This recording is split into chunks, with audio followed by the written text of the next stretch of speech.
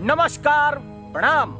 हम आप सबके दोस्त मित्र भाई फूना बाबू अपना चैनल कवि की वाणी पर सब कोई के स्वागत करतानी और आज एगो नया कविता के साथ हम उपस्थित बानी। रुआ सबके आशा रही कि अच्छा लगी।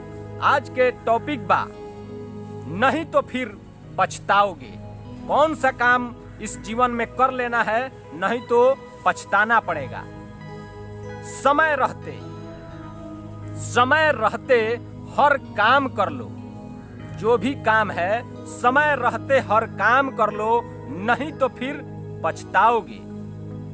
जग में आए हो तो कुछ नाम कर लो। जग में आए हो तो कुछ नाम कर लो, नहीं तो फिर पछताओगे। और काम करने के बाद कुछ आराम कर लो, नहीं तो फिर पछताओगे। अपनों से बड़ों को प्रणाम कर लो, नहीं तो फिर पछताओगे।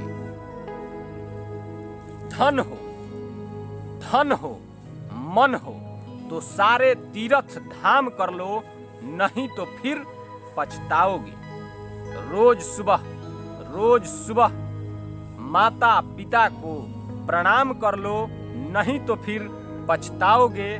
रोज सुबह माता पिता को प्रणाम कर लो, नहीं तो फिर पछताओगे।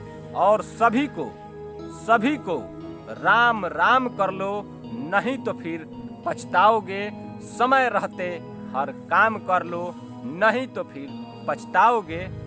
जग में आए हो तो कुछ नाम कर लो।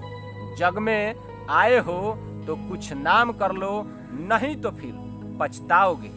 इसी के साथ हम अपनी कविता को विराम देंगे और आशा करेंगे कि आप सबों को मेरी पंक्तियाँ, मेरी कविताएं अच्छी लग रही हैं। या अच्छी लगे तो प्लीज़ शेयर कीजिएगा और हमारे चैनल को सब्सक्राइब कर लीजिएगा।